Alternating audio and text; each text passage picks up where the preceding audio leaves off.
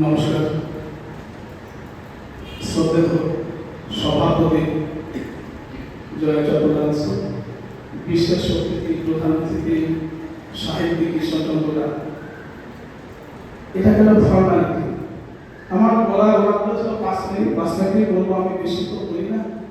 যেটা আমার জায়গা থেকে বলা, পথ চলতে গিয়ে আমরা যেটা অনুভব করেছি, এই যে লেখক ক্রমশ হারিয়ে যাচ্ছে, এটা আমার সামনে গবেষক বসে আছে, গবেষিকারা বসে আছেন, মাস্টারমশাই বসে আছেন। একদিন এই মানুষগুলো ভারী তৈরি করতেন, তাদের চিন্তা চেতনা বাক্য হতো, যেটা আমরা এখন বলি না, সেই বাক্যগুলো আস্তে আস্তে সংবিধানে পরিণত হতো। সংবিধান যে আইন, সেই আইনগুলো কোথা থেকে পেল?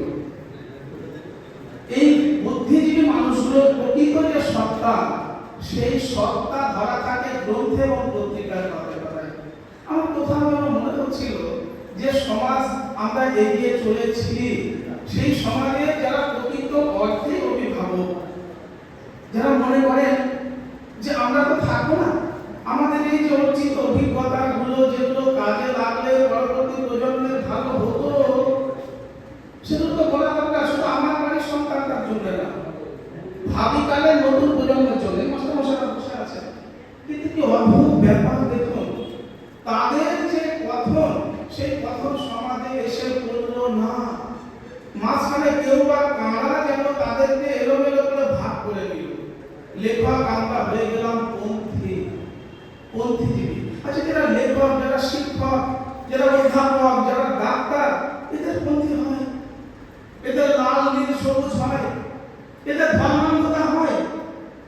আমি কঠোর হিন্দু, আমি নামা বলি, সবসময় আমি কীর্তন নিয়ে থাকি, আমি কঠোর মুসলিম, আমি 5 ওয়াক্ত নামাজ পড়ি। এটা হয়।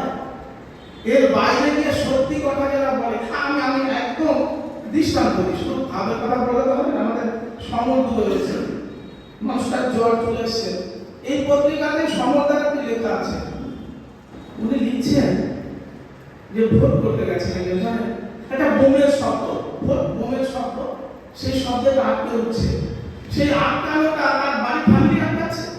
আচ্ছা, এই বোমের শব্দে আটকে ওঠাটা কখনো কি গেরুয়ার আলাদা হয়, টিএমসির আলাদা হয়, হিন্দুর আলাদা হয়, মুসলমান আলাদা হয়?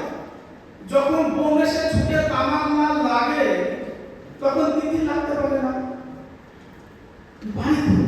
তাহলে আমরা তো সত্যিকারের মানুষের কথা বলি, এই মানুষটা লিখছে, কিন্তু এই লেখক সত্তার কোনো লালন করলাম না, কারণ উনি কোনো দলের নয় বলে, পন্থীর নয় বলে। আমাদের সমস্ত পত্রিকা, সমস্ত সৃষ্টি কারা যেন পন্থীরা চুরি করে নিয়ে গেল।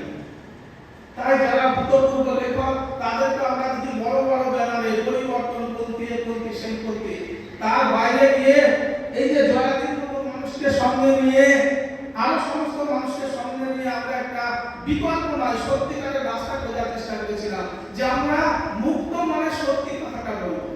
যখন একজন লেখেন আমি তুমি বসে আছে আর বৃদ্ধাশ্রম, ওই বৃদ্ধের কোনো জাত হয় না। যখন আমরা বৃদ্ধ হই, আমার সন্তানটা যখন আমার দেখে না আমি কত বড় নেতা ছিলাম, সেটা বড় কথা হয় না, ওইটা সাহিত্যিকদের কাজ। সাহিত্যিকটা ওটা লেখেন শান্তিপুরের সাহিত্যিক যতীন্দ্রনাথ সেনগুপ্ত, যে তাঁতির টাকার বড় প্রয়োজন, তাই মাকু ছোটাছুটি করে। কি অদ্ভুত!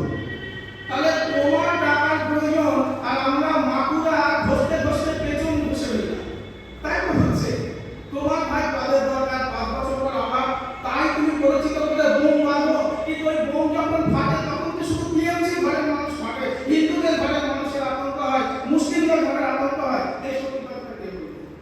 এনারা বলেন, সাহিত্যিকরা বলেন। আমরা যারা লেখালেখি করি তারা বলি, তাই চিরকাল সাহিত্যিকরা লেখকরা বিপজ্জনক শাসকদের পক্ষে। শাসকের কোনো আলাদা মুখ হয় না। তারেক রহমান বাংলাদেশে যখন আসলেন, ধরেন তো তার আগে তাকে গণতান্ত্রিক ব্যবস্থা ছিল, 15 বছরের অধিকার ছিলেন শেখ হাসিনা, কিন্তু এই মানুষগুলোকে কতগুলো যুবক তার তাজা রক্ত ঢেলে দিয়ে কেন পরিবর্তন আনতে হলো? এটা গণতন্ত্র ছিল, ওই সত্যি কথাটা কে বলবে? লেখকরা বলে। ভাই, লেখকদের লেখনীকে ভয় পায় চিরকালের মানুষরা। এই সত্যিটা যদি আমরা স্পষ্ট করে বুঝতাম, যারা নাকি যাদের হাতে আমরা শক্তির ক্ষমতা দিয়েছি, আমাদের এই তাজা প্রাণগুলো যেতে হতো না। সেই সত্যি কথাগুলো আমরা লিখে চলি, আমরা বলে যাব কিন্তু সত্যি কথাটা থেকে যায়। আর আরেকটা লেখকদের কথা থেকে কোনো মর্যাদা নেই লেখকদের, কারণ কেন জানেন তো, রাজনৈতিক নেতারা জানে তারা ভাতা দিক সব দিক, লেখকদের ভাতা দেওয়া ঠিক নয়, কারণ লেখকরা ভাতা পেলেও সত্যি কথাটা বলবে, আর সত্যি কথা আসলে তাদের কোন দিন আগে বলে না। আপনি হয়ে যান লেখকরা কি করে, লিখে মারা যায়, কিছু পাই না। আর তাদের এখানে সাংবাদিকরা আছে, নাট্যকাররা আছে, আচ্ছা নাট্য পরিচালক, সিনেমা জগতে বাদ্য বসু, এরা কি করেন বলুন তো? নাট্য পরিচালনা করে, আচ্ছা নাটকটা লিখলো। আমি বড় বড় গায়কের ভাষণ শুনছি, ভাষণের ডায়লগ লেখক, আমরা কজন লেখক পেয়েছি? এই যে দর্শক বসে আছে, কৃষ্ণচন্দ্রের মানুষ দেখে সেই লেখাকে আমরা ডক্টরেট পিএইচডি করি, অধ্যাপনা করি, প্রচুর টাকা ইনকাম করি, কিন্তু লেখকদের কথা হচ্ছে না। তো বলছি তো আমাদের সামনে দর্শক তো কোনো টাকা লেখক পেয়েছে না, বরং অধ্যাপকের চিন্তা হয়, অধ্যাপকদের পেছনে ঘুরতে হয়। তাই লেখকদের হচ্ছে আসলে ফান্ডামেন্টাল, যাদেরকে আমরা ইউজ করি। যেমন আমার মনে হয় একটা গাছের দুটো অংশ আমরা দেখি না সবাই, তার কি সুন্দর ফল, ফুল, লতা, পাতা, সুগন্ধ দিচ্ছে, কিন্তু শেকড় অংশটা আমরা দেখতে পাই না। কিন্তু গাছ তাকে দাঁড়িয়ে আছে, প্রজ্বলিত হচ্ছে, ওই শেকড়ের নোংরা মাটির মধ্যে থাকা শেকড় অংশ লেখকরা তদ্রূপ সমাজের আড়ালে আপনার অন্ধকারে দেখেছে, নিরন্তর তারা ওই ফলন করে চলেছে, রস দান করে চলেছে, আর সেইটাই উজ্জীবিত করে আমরা নানান ভাবে ছড়িয়ে চলি। আমরা গল্প, গাথায়, গ্রন্থে লেখকদেরকে মানি না, চিনি না, কিন্তু ওটা নিয়ে আমরা বিজনেস করি, ব্যবসা করি। নাটককার বলুন, যাত্রাকার বলুন, রাজনৈতিক নেতা বলুন, যেখানে যা কৃষি কাজ হবে, এই যে গান গাইবে, সঙ্গীত কোথায়? কবিতাকে সুন্দর করে সঙ্গীত, কবিতা লেখক আপনার জানেন না। আমি স্থূল করে বলি যে লেখকটা কোনো বলতে হয় না। একটা ছোট্ট কবিতা বলি, আরেকটা বলে শেষ করবো।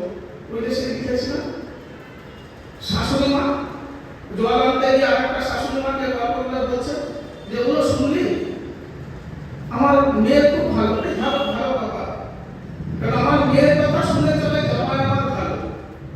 স্যার শুনবেন, স্যার আমাদের স্যার, মেয়ের কথা শুনে চলে জামাই আমার ভালো, কিন্তু জানিস তো বৌমার কথা শুনে ছেলে কি চিন্তা নেই। মেয়ের কথা শুনছে আমার জামাই কথা, কিন্তু আমার ছেলে কি বোঝে না সে কার কথা শুনছে, বৌমার কথা শুনছে। এই যে সত্যিকারের বিচারিতা, এইটা লেখকরা বুঝতে পারেন, ধরে দেন। সবাই আমরা সাধারণ মানুষের করে কথা বলি, সব নেতা কথারা, তারপর আমরা এই কথাগুলো বলতে ভয় পাই, ভয়ের পরিবেশ সৃষ্টি করা হয়েছে। আর তারপরে প্রলোভন আসে, পদের প্রলোভন, অর্থের প্রলোভন, লেখকরা আমরা বিক্রি হয়ে যায়। যে সমস্ত লেখকদের পন্থী বলে ভাবে আপনাকে জানেন না, সেসব লেখক প্রতিকারকে লেখক কিন্তু বিক্রি হয়ে যায়। যে মানুষটা বৃদ্ধাশ্রমে গান লিখতে পারে, সেই মানুষটা কি করে বিক্রি হয়ে যেতে পারে? কোন কারণে আমরা বিক্রি হয়ে যাবে না, কিন্তু আমরা 12 বছরে বিক্রি হয়ে যায়নি। আমাদের কলম শিক্ষার সোজা হয়ে আছে। এই যে সাংবাদিক বন্ধুরা আছে, বিভিন্ন জায়গায় দেখা হয়, আমরা সেখানে আছি, সেখানে থাকবো। আমরা নিষ্পেষিত হব এবং নিষ্পেষণের জলটা আমরা কলমে লিখে যাব। ভালো থাকুন, লেখার পাশে থাকুন, লেখকদের পাশে